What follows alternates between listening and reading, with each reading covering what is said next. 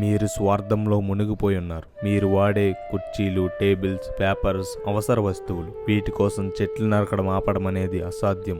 కాబట్టి మీకు నేను వేసే శిక్ష, ఒక చెట్టు నరికితే దానికి బదులుగా 10 మొక్కలు నాటాలి. అర్థమైందా? ఒక చెట్టుకు బదులు 10 మొక్కలు. మంచి ఆలోచనే.